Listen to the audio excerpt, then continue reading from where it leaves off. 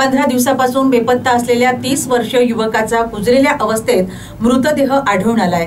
दरम्यान मृतकाजवळ suicide note सापडल्याने चांगलीच खळबळ उडाली।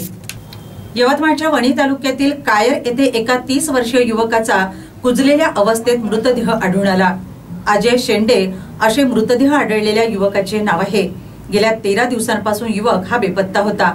दरम्यान त्याच्याजवळ सुसाईड नोट आणि विषारी औषधी खरेदी केल्याची पावतीही आढळून आली।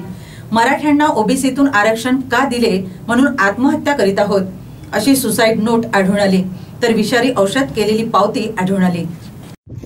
काल दिनांक 17 पासून माझा भाऊ बेपत्ता असल्यामुळे 18 तारखेला मिसिंग रिपोर्ट दिला।